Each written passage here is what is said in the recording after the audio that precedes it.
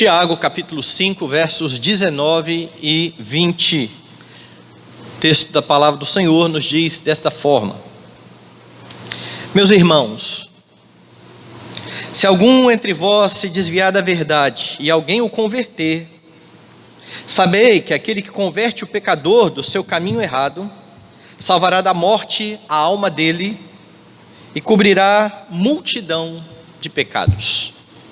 E por último, no finalzinho da carta, ele vai tratar acerca daqueles que se desviam da fé. Este é o assunto dos 2 versículos que nós lemos. E talvez você, na sua caminhada cristã, conheça pessoas que estavam na igreja, que aparentemente estavam caminhando bem com o Senhor Jesus Cristo, mas que por uma razão hoje estão fora da igreja. Eu conheço algumas pessoas nessa situação.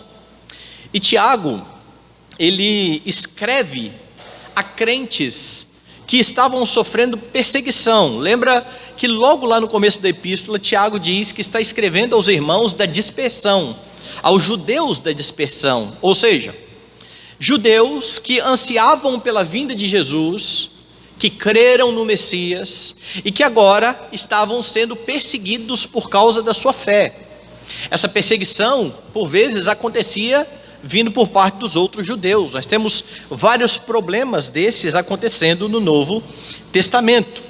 E por mais que não se possa afirmar ao certo o que Tiago tem em mente aqui nestes últimos versículos, não é difícil pensar em membros da igreja, judeus, que estavam sucumbindo então à pressão para voltar às antigas práticas judaicas. Lembre-se que o primeiro concílio da igreja, que teve o próprio Tiago como o seu presidente, tratou dessa questão de judaizantes dentro da igreja, querendo impor aos cristãos algumas coisas que eram da lei cerimonial e que haviam se cumprido em Jesus Cristo. Esse era um problema dentro da igreja. O problema fora da igreja, você vai ver também em Atos dos Apóstolos, é que em cada cidade que Paulo, por exemplo, chegava para pregar o evangelho, ele se dirigia até a sinagoga, muitos criam, mas muitos começavam a perseguir. E por conta disso, Paulo chegou a quase ser morto em uma destas ocasiões. Então pode ser que esteja na mente de Tiago exatamente irmãos crentes judeus que estão sendo tentados a voltar às práticas do judaísmo. E como igreja nós precisamos saber como agir nesses casos. Como igreja nós precisamos estar preparados para isso, principalmente porque é uma ordenança aos crentes na epístola aos Hebreus, de que os irmãos não podem deixar de congregar, como era costume de alguns. Há uma ordenança para todo aquele que recebeu o Senhor Jesus Cristo de estar unido, de estar ligado ao corpo de Cristo. E aqueles então que muitas vezes se desviam, precisam ser tratados pela igreja. Fique atento então ao texto e veja como é que Tiago trata a respeito de como lidar com o desviado. Como é que nós lidamos com o desviado? E a primeira lição aqui é que você precisa constatar a falta daquele que se desviou. Veja a parte A aí do versículo 19. Meus irmãos, se algum de vós se desviar da verdade. Esta a afirmação aqui inicial de Tiago. E quando ele começa mais uma sessão com meus irmãos, significa que Tiago está mostrando a importância desse assunto. Se você olhar nos capítulos anteriores, você vai perceber que vez por outra Tiago está usando essa expressão. Veja lá no versículo 14 do capítulo 2, por exemplo. Meus irmãos, qual é o proveito se alguém disser que tem fé, mas não tiver obras? Versículo 1 do capítulo 3. Meus irmãos, não vos torneis muitos de vós mestres, sabendo que haveremos de receber maior juízo. Lá no capítulo 2, meus irmãos, não tenhais a fé em nosso Senhor Jesus Cristo, Senhor da glória, em acepção de pessoas. E Tiago então marca toda a sua epístola com essa expressão, chamando a atenção dos crentes para aquilo que ele tinha então a comunicar, a dizer. Tiago está apontando então para a seriedade deste assunto. E a consideração inicial de Tiago demonstra então a possibilidade de um membro da igreja se desviar dos caminhos do Senhor. E isso fica claro porque Tiago está dizendo: se algum de vós se desviar da verdade, veja, meus irmãos, se algum de vós se desviar da verdade, e esse é um assunto claro nas Escrituras. Por exemplo, nós lemos aqui, durante a liturgia, Hebreus. Eu quero voltar lá no livro de Hebreus, volte algumas páginas da sua Bíblia, Hebreus capítulo 2, veja o que diz aqui o primeiro versículo. Por esta razão importa que nos apeguemos com mais firmeza às verdades ouvidas, para que delas jamais nos desviemos. Ou seja, a orientação aqui em Hebreus é: agarre-se à verdade, apegue-se à Bíblia, para não se desviar, para nunca se desviar. Lá na primeira carta a Timóteo, no capítulo 6, verso 10, volte mais algumas páginas aí da sua Bíblia, você tem Paulo dizendo assim: porque o amor do dinheiro é a raiz de todos os males, e alguns nessa cobiça se desviaram da fé, e a si mesmos se atormentaram com muitas dores. O que Paulo está dizendo é que tinha gente dentro da igreja que começou a depositar a sua confiança no dinheiro, amou tanto a riqueza que se desviou da fé. Então, por amor à riqueza, houve desvio da fé. Se você for na segunda epístola do apóstolo Pedro, dê uma olhada lá no capítulo 2, você vai ter Pedro dizendo que falsos mestres estavam dentro da igreja. Ele diz isso no verso 1, e no verso 2 ele diz: muitos seguirão as suas práticas libertinas, e por causa deles será infamado o caminho da verdade. O que Pedro está dizendo aqui é: muita gente de dentro da igreja vai seguir o ensino falso, e a igreja vai ser infamada. Essa é a razão de Pedro estar escrevendo essa carta, chamando de volta à fé aqueles que estavam seguindo os falsos mestres. E isso explica então o capítulo 3 da epístola de Pedro, que diz lá no versículo 9: não retarda o Senhor a sua promessa, como alguns a julgam demorada, pelo contrário, ele é longânimo para convosco, não querendo que nenhum pereça, senão que todos cheguem ao arrependimento. Quem são esses aqui a quem Pedro está dizendo? Aqueles que estavam dentro da igreja e que agora começaram a seguir os falsos mestres. Pedro está dizendo: Deus é longânimo, ele não quer que nenhum desses se perca, mas que eles cheguem ao pleno arrependimento. Lá no versículo 17, vós, porém, amados, prevenidos como estáis de antemão, acautelai-vos. Não suceda que, arrastado pelo erro desses insubordinados, descaiais da sua própria firmeza. Antes crescei na graça e no conhecimento do nosso Senhor e Salvador Jesus Cristo. A Ele seja a glória, tanto agora como no dia eterno. Um crente no Senhor Jesus Cristo pode se desviar, pode seguir a ensinos errados. É por isso que Tiago está dizendo: meus irmãos, se alguns de vós se desviar da verdade, e como eu disse no início, talvez você conheça pessoas assim, pessoas que estavam bem na igreja, pareciam estar bem firmes, e que agora estão afastados. Nós acabamos de cantar um hino que retrata essa verdade em uma das suas estrofes. Nós cantamos aqui: quantos que corriam bem, de ti longe agora vão, outros seguem, mas também sem fervor, vivendo estão. Essa é uma realidade, infelizmente, dentro das igrejas. E a verdade é que você mesmo pode estar vivendo uma apatia que beira ao se desviar da verdade. E eu posso falar do meu testemunho. Eu andei assim durante algum tempo dentro da igreja, membro da igreja, tocando dominicalmente na igreja, ia domingo após domingo à escola dominical, frio na fé, não vivendo de forma coerente com aquilo que eu estava professando como fé, mas dentro da igreja. Na mesma época, havia pessoas que tomaram um passo a mais e que já estavam fora da igreja, e que já estavam bem distantes. Infelizmente, crentes podem se desviar da verdade. E Tiago está dizendo que você, como membro da igreja, precisa estar atento. É por isso que ele está se dirigindo à coletividade. Meus irmãos, se algum de vós se desviar da verdade, você precisa atentar à sua vida, você precisa estar atento à vida dos irmãos, porque nós somos membros uns dos outros e estamos envolvidos uns com os outros.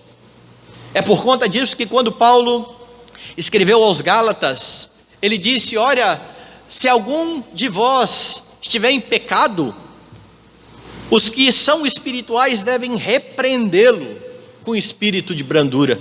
Paulo vai dizer: se alguém for surpreendido em alguma falta, ou seja, é dever nosso exortar, chamar uns aos outros ao arrependimento, e isso implica em estar sensível aos nossos irmãos. Volte lá em Hebreus, agora sim o texto que foi lido durante a liturgia. Veja os versículos 12 e 13 do capítulo 3. Tende cuidado, irmãos, jamais aconteça haver em qualquer de vós perverso coração de incredulidade que vos afaste do Deus vivo. Pelo contrário, exortai-vos mutuamente cada dia, durante o tempo que se chama hoje, a fim de que nenhum de vós seja endurecido pelo engano do pecado. Percebe que Hebreus está falando basicamente o que Tiago está apontando? Fique atento, prestem atenção, para que não haja no meio de vocês ninguém que esteja então com um perverso coração de incredulidade no meio da igreja, dentre os irmãos, no meio da fé. Você nota, por exemplo, quando um irmão se ausenta dos trabalhos, das reuniões da igreja, você costuma sentir falta e pensar: poxa, já tem tantos domingos que eu não vejo fulano, será que está acontecendo alguma coisa? Será que ele está passando por algum problema? Será que ele está enfrentando alguma dificuldade? Você procura saber a respeito disso, dos irmãos. E por que isso é importante? Porque a ausência e a negligência para com os trabalhos da igreja pode ser um indício de desvio da verdade. Então preste bem atenção no que eu disse. Pode ser um indício de desvio da verdade. Pode não ser, podem ser alguns outros problemas. E é bom estar atento, porque Tiago também já disse na epístola que nós ajudamos uns aos outros e socorremos uns aos outros. Mas pode ser que haja irmãos que comecem a se desviar da verdade. Agora, algo importante aqui no texto é o critério que você usa para constatar a falta dos irmãos. De novo, leia lá comigo Tiago, capítulo 5, verso 19. Meus irmãos, se algum entre vós se desviar da verdade, esse é o critério. Como é que nós aferimos se alguém está se desviando? O critério é a verdade. O critério é a palavra de Deus. A verdade está estabelecida na Escritura. Foi por isso que ao orar, Jesus pediu ao Pai que santificasse os seus filhos na verdade, que é a palavra. A tua palavra é a verdade. Esse é o critério do Senhor. A Escritura inspirada pelo Espírito Santo é que diz o que é pecado, o que não é pecado, o que é falta, o que não é falta, o que é e o que não é estar desviado. Nós nos desviamos da verdade. E a nossa igreja, particularmente presbiteriana do Brasil, leva isso tão a sério, que lá no nosso código de disciplina, que define como é que nós disciplinamos pessoas, como é que nós chamamos membros ao arrependimento, vai dizer o seguinte, ele vai definir o que é uma falta, o que é um pecado. E a definição que você tem lá, que você encontra lá, é a seguinte: falta é tudo o que na doutrina e prática dos membros e concílios da igreja não esteja de conformidade com os ensinos da Sagrada Escritura, ou transgrida e prejudique a paz, a unidade, a pureza, a ordem, a boa administração da comunidade cristã. E aí então depois vem um parágrafo único que diz assim: nenhum tribunal eclesiástico poderá considerar como falta ou como pecado, ou admitir como matéria de acusação, aquilo que não possa ser provado como tal pela Escritura, segundo a interpretação dos símbolos da igreja. O que quer dizer isso? Que nós atentamos uns aos outros, que nós exortamos os irmãos quando eles estão pecando, mas nós precisamos fazer isso pautados na Escritura, e no nosso caso, presbiterianos que somos, segundo a interpretação que está nos símbolos de fé, que para nós é um sistema correto e fiel de exposição da verdade. Por que é importante frisar isso? Tenha muito cuidado para não chamar de pecado aquilo que o próprio Deus não trata como pecado, porque tem muito crente acusando outros irmãos de desvio por questão de gosto pessoal, por questão daquilo que eles acham que deve ser a vida cristã. Não sou eu que defino o que é pecado, não sou eu que defino como é a vida cristã, isso é definido pela Escritura, isso é pautado pela Escritura. É por isso que é muito sério, ou muito séria, a questão de perceber a falta e chamar a atenção do faltoso, porque é preciso estar enraizado na verdade, com os pés bem firmados na verdade que é a Escritura. Porque quando você acusa alguém de pecar por estar fazendo algo que você acha que é pecado, ou que você acha que é inconveniente para um crente, mesmo a Bíblia não tratando aquela ação como pecado, você está igualando a sua vontade com o assim diz o Senhor. São duas coisas bem diferentes.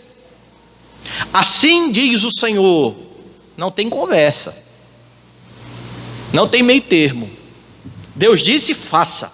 Agora, eu acho, dentro daquilo que eu entendo do cristianismo, que os crentes deveriam caminhar assim. Bom, se não está definido claramente pela Escritura, se é uma questão de escolha, nós não podemos impor sobre outros o nosso gosto pessoal, as nossas convicções pessoais. É por isso que existe algo chamado liberdade cristã. E dentro da liberdade cristã, nós escolhemos viver da forma como nós entendemos que devemos viver para a glória de Deus. Por isso, não confunda aquilo que você acha com aquilo que Deus diz. Esteja bem certo daquilo que Deus diz, a fim de poder constatar a falta ao seu redor. Quando Tiago então diz: meus irmãos, se algum de vós se desviar da verdade, ele está partindo do princípio de que a igreja tem conhecimento da verdade, de que a igreja está firmada na verdade. É só você lembrar que Tiago tratou disso no capítulo anterior, capítulo 4, lá no verso de número 12. Um só é legislador e juiz, aquele que pode salvar e fazer perecer. Tu, porém, quem és que julgas o próximo? Quando Tiago escreveu isso, ele estava pensando que o único que é o legislador se chama Jesus Cristo. Tiago está evocando aqui uma fala de Jesus lá em Mateus capítulo 10, quando ele diz: não temam aqueles que matam o corpo e não podem matar a alma, temam aquele que pode fazer perecer no inferno tanto o corpo quanto a alma. E Jesus falava acerca de si mesmo. Ele é o legislador, ele é o juiz. Então, naquilo que ele legislou, você pode constatar a falta. Naquilo que ele não disse que é pecado, você pode até assumir como postura para você fazer algo, mas não imponha isso sobre outros, e não julgue os outros segundo o seu critério. Agora, estar desviado da verdade é estar desviado do próprio Cristo. Porque é por se afastar de Cristo que os homens assumem padrões desse mundo, desencaminhando-se. Esse é o sentido da palavra que aparece aqui como desviar. Desencaminhar, sair do trilho, sair do caminho, perder o rumo. Quando para-se de olhar para Jesus Cristo, fatalmente assume-se um substituto, algo para se colocar no lugar, e começa-se a viver de acordo com esse novo padrão. É por isso que é importante buscar crescer no conhecimento de Cristo por meio da Escritura. É por isso que a palavra precisa estar guardada no coração. E junto com isso, é importante se envolver com os irmãos. Crentes precisam estar unidos no mesmo corpo, a fim de viver a vida comum uns com os outros. Essas duas coisas andam juntas. Você ama a Deus de todo o coração por meio de Cristo, e por causa disso você é habilitado a amar os seus irmãos, servindo-os. E esse serviço inclui uma ação ao constatar que alguém está desviado. Tiago então continua falando sobre como lidar com o desviado, e ele então diz: chame-o ao arrependimento. Veja a parte B do verso 19 e o verso 20.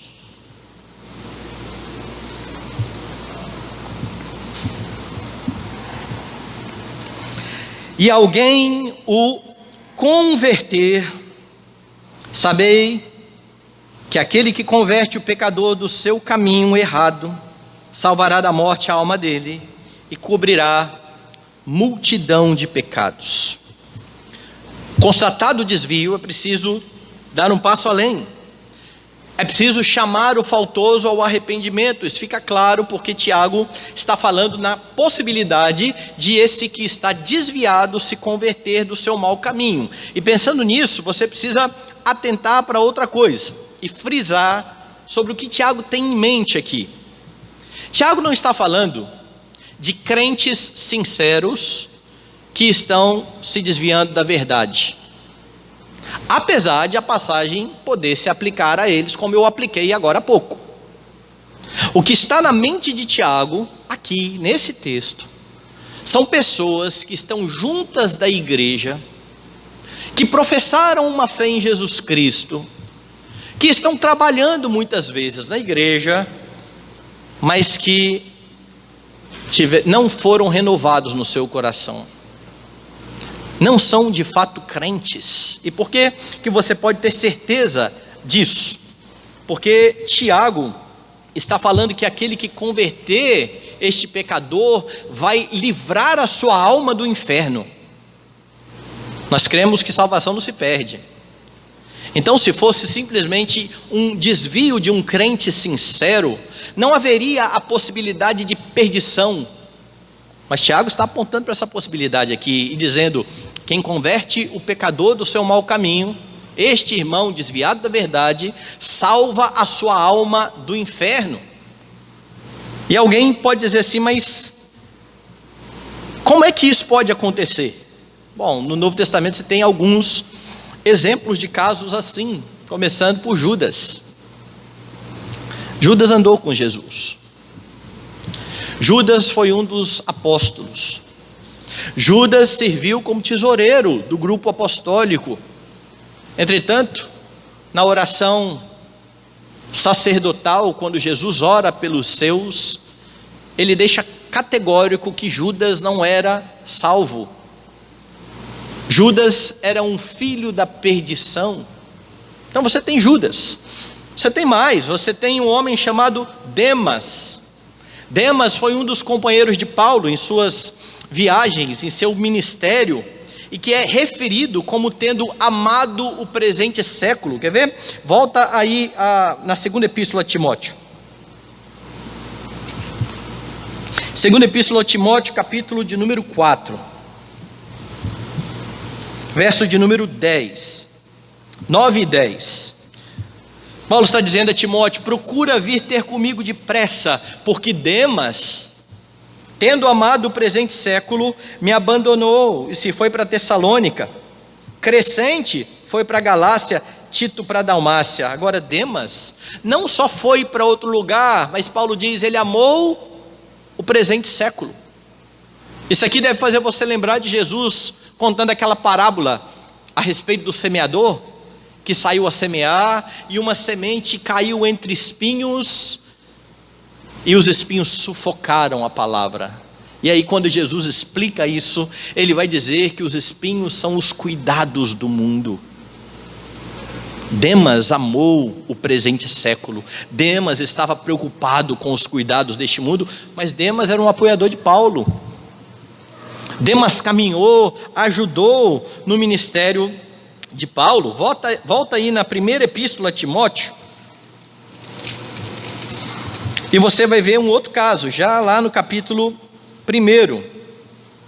1 Timóteo, capítulo 1, verso de número 20. Veja o que Paulo diz aqui. Eu vou ler a partir do verso 18 para você entender o contexto. Este é o dever que te encarrego, ó filho Timóteo, segundo as profecias de que antecipadamente foste objeto. Combate firmado nelas o bom combate, mantendo a fé, a boa consciência, porquanto alguns, tendo rejeitado a boa consciência, vieram a naufragar na fé.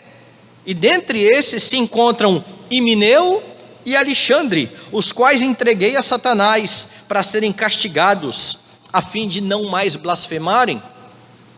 Homens que caminharam com Paulo, homens que ajudaram no ministério do apóstolo Paulo, o outro que andou com Jesus Cristo e foi um apóstolo do Senhor Jesus Cristo.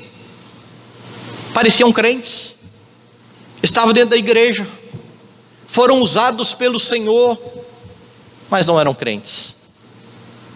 Hebreus explica isso, lá no capítulo 6, quando diz assim, o autor da epístola, verso de número 4. É impossível, pois, que aqueles que uma vez foram iluminados, e provaram o dom celestial, e se tornaram participantes do Espírito Santo, e provaram a boa palavra de Deus, e os poderes do mundo vindouro, e caíram. Sim, é impossível outra vez renová-los para o arrependimento, visto que de novo estão crucificando para si mesmos os filhos de Deus, e expondo-os à ignomínia. E aqui então, Hebreus fala de uma apostasia final, diferente ainda daquela lá de Tiago, porque naquela de Tiago, Tiago está dizendo, se alguns de vós, se alguém que está dentro da igreja, caminhando com vocês, se desviar da verdade, e alguém o converter, a alma deste poderá ser salva. Aqui em Hebreus está dizendo, tem gente que estava dentro da igreja, que foi usado por Deus, que foi usado pelo Espírito de Deus, e que está perdido, e que se afastou da verdade. Eles não perderam a salvação, eles nunca tiveram a salvação. Quando você lê a epístola de João, você tem João falando exatamente assim dos anticristos. Eles estavam no nosso meio. Os anticristos não vieram de fora da igreja, eles estavam dentro da igreja, eles estavam servindo com o povo de Deus. É por isso que ele diz, eles saíram do vosso meio, mas não eram dos nossos, porque se fossem dos nossos, permaneceriam conosco. Por que ele tem essa certeza? Por causa daquilo que Paulo afirma, aquele que começou a boa obra em vós, há de completá-la até o dia de Cristo Jesus. Mas dentro da igreja, existem muitas pessoas, que a despeito de parecer crentes, não nasceram de novo, até sabem o linguajar da igreja, até falam como crentes, até dão aula sobre doutrina, até discute na internet, tentando convencer os outros, mas não nasceram de novo. É sobre pessoas assim que Tiago está tratando. Volte lá então, na epístola a Tiago. Meus irmãos, se algum entre vós se desviar da verdade, e alguém o converter, alguém o converter, essa expressão indica ou aponta para o fato de que é preciso chamar faltosos ao arrependimento. Pessoas que se desviam da verdade precisam ser exortadas, a fim de voltarem, se arrependerem. De novo, talvez você conheça muitos casos de pessoas que foram muito usadas por Deus na igreja. Pastores. Eu conheço pastores que edificaram a igreja. Pastores que eu fui edificado por meio daquilo que eles falaram. E que hoje são vistos como ateus. Se afastaram da igreja. Depois, aos poucos, foram deixando os próprios princípios cristãos. E alguns que mesmo não deixando os princípios cristãos, deixaram o Senhor da igreja e não pensam mais em voltar a congregar. E aí você olha e pensa assim, mas gente, como é que pode isso? Como é que pode alguém que caminhou na fé, alguém que ajudou tanto a igreja, que trabalhou, que deu o suor, estar longe da verdade? Há muita gente dentro da igreja que não nasceu de novo. É por isso que é preciso exortar. É por isso que é importante chamar ao arrependimento. E de novo, é preciso você entender o texto dessa forma, porque se você não entender o texto dessa forma, você vai ter que chegar à conclusão de que salvação se perde. E a Bíblia é bem clara a respeito disso. A Bíblia é bem clara a respeito da perseverança dos santos, certo? Tiago então diz, veja o verso 20: sabei que aquele que converte o pecador do seu caminho errado, salvará da morte a alma dele.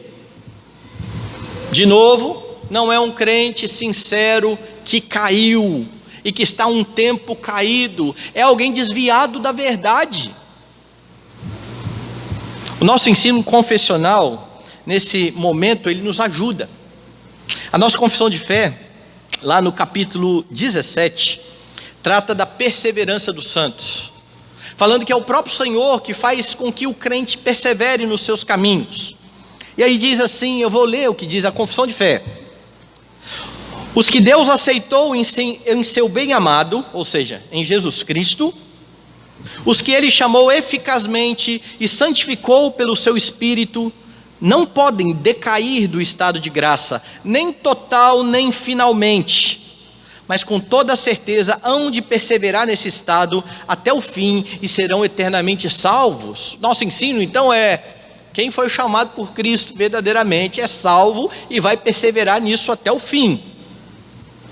Esta perseverança dos santos não depende do livre-arbítrio deles, mas da imutabilidade do decreto da eleição, procedente do livre e imutável amor de Deus Pai, da eficácia do mérito e intercessão de Jesus Cristo, da permanência do Espírito e da semente de Deus neles e da natureza do pacto da graça.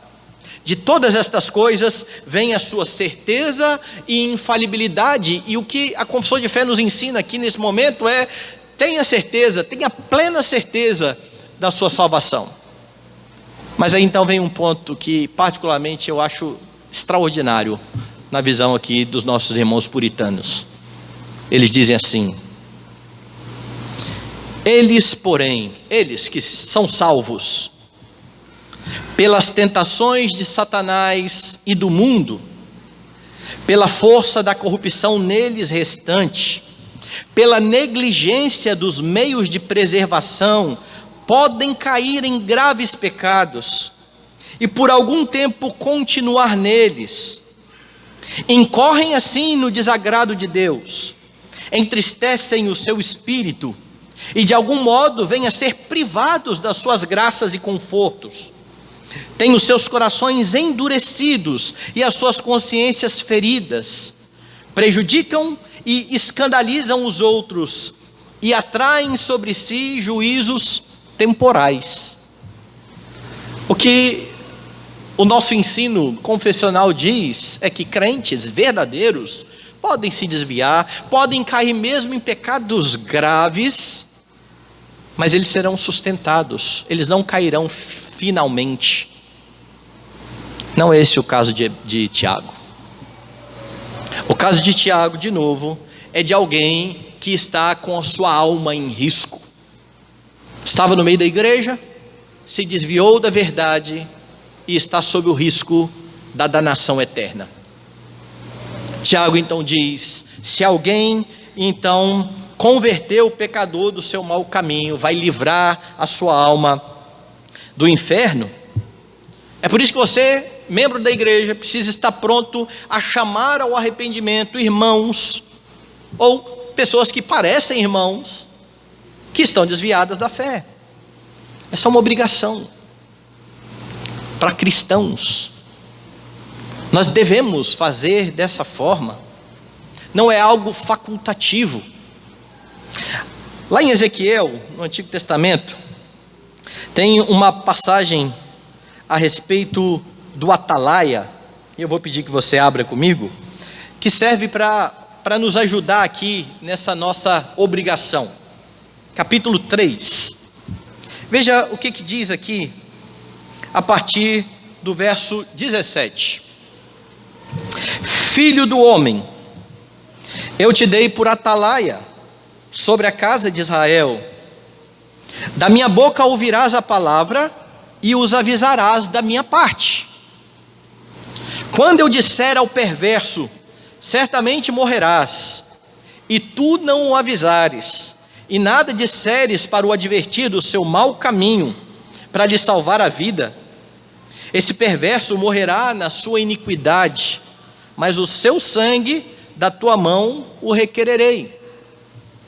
Mas se avisares o perverso, e ele não se converter da sua maldade e do seu caminho perverso, ele morrerá na sua iniquidade, mas tu salvaste a tua alma. Também quando o justo se desviar da sua justiça e fizer maldade, e eu puser diante dele um tropeço, ele morrerá, visto que não o avisaste no seu pecado, morrerá. E suas justiças que praticara não serão lembradas, mas o seu sangue da tua mão o requererei. E é preciso entender muito bem, Ezequiel. Quem converte é o Espírito de Deus, nós sabemos disso. Mas o Espírito de Deus usa pessoas, usa os seus servos para chamar ao arrependimento. O que Ezequiel então está dizendo, o que Deus está dizendo por meio de Ezequiel, é: olha, se eu disser ao perverso que o perverso vai morrer, e você não avisar o perverso, ou seja, não chamá-lo ao arrependimento, ele vai morrer, e eu vou requerer de você o sangue do perverso. Se o perverso ouvir e continuar no seu caminho, ele vai morrer, você está livre do sangue do perverso. A questão aqui é a nossa obrigação de proclamar.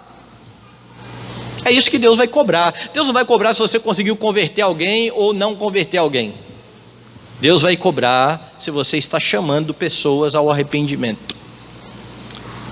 E isso pode ser aplicado então lá no texto de Tiago que nós estamos vendo, porque ele está dizendo: se você então vir alguém se desviar da verdade e alguém o converter, saiba que aquele que converte o pecador do seu caminho errado salvará da morte a alma dele e cobrirá a multidão de pecados. Por que eu fiz questão de falar de Ezequiel e de falar que a conversão é obra do Senhor? Porque a primeira leitura descontextualizada de todo o ensino da Escritura parece que é essa obrigação nossa de converter, e é nós que vamos salvar. Não é isso. A ideia aqui é: chame ao arrependimento. Se ele permanecer no seu caminho, não há outro destino, não há outra opção, danação eterna. Mas se ele se arrepender do seu pecado, ele está perdoado. E o fato de Tiago chamar aqui o faltoso de pecador é importante. Por que é importante? Ele diz assim: sabei que aquele que converte o pecador, eu já falei isso algumas vezes, por mais que nós ainda pequemos, a Escritura chama aqueles que estão em Cristo de santos. Mas quando alguém está vivendo na prática do pecado, a Escritura começa a chamar essa pessoa pelo nome do pecado. É por isso que você tem alguém que é glutão. Glutão não é alguém que saiu hoje à noite depois do culto, comeu muito hambúrguer, mas foi hoje só. É alguém que todo dia está vivendo assim. É alguém que não consegue se conter o tempo todo. Esse é o glutão, é o que vive na prática. Ou o assassino é aquele que está na prática. Quando a Bíblia chama alguém de iracundo, não é alguém que perdeu a paciência um dia, pontualmente, mas é alguém que vive irado, é um iracundo. A Bíblia começa a chamar então o pecador pelo nome do seu pecado. E aqui então Tiago está caracterizando alguém que está preso no seu pecado. Alguém que se desviou da verdade e que está amarrado. Ele foi vencido pelo pecado. Por isso então ele diz: quem salvar o pecador do seu mau caminho vai livrar a sua alma da morte. Tiago então está dizendo de alguém que está escravizado, alguém que merece somente a justa ira do Senhor. Mas se ele vier se arrepender, mas se ele der ouvidos à repreensão, mas se ele der ouvidos à palavra de Deus, os seus pecados são perdoados. É nesse sentido que você entende a última parte do verso 20, como eu disse. Salvará da morte a alma dele e cobrirá multidão de pecados.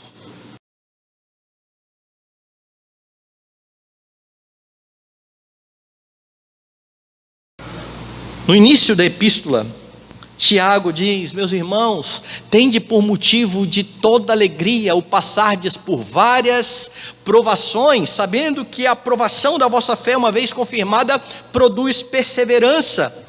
A perseverança deve ter ação completa, para que sejais perfeitos e íntegros e em nada deficientes. Tiago está dizendo: animem-se ao passar por problemas. Animem-se diante das dificuldades. As provações são boas para os crentes, mas ele termina a sua epístola dizendo de crentes que se desviam da verdade, ou de pessoas que estavam na igreja e que renegaram a Cristo, que não se alegraram nas provações, que viram nos problemas, muitas vezes nas dificuldades, uma oportunidade para sair e falar: eu não quero mais saber disso, eu não tenho mais parte disso.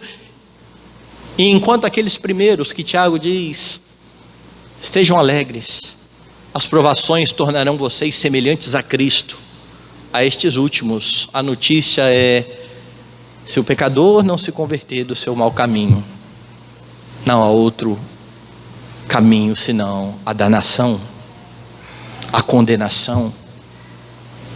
Quem ama Jesus precisa estar com o povo de Cristo. Louve a Deus pela salvação em Jesus. E como Tiago ensina em toda a sua carta, que a sua vida seja um testemunho do que é de fato a fé na prática. A fé no livro de Tiago não é só proferida, ela é vivida no dia a dia. Ela é constatada nas nossas ações, no nosso compromisso com o Senhor, com os irmãos, com a igreja que o Senhor nos fez parte, o corpo bendito do Senhor que está sendo edificado, a noiva do Senhor que está sendo adornada e que será entregue no dia final sem mácula e nem ruga. Que Deus nos ajude e nos abençoe para que hajamos como crentes de fato e de verdade, para a glória do Senhor.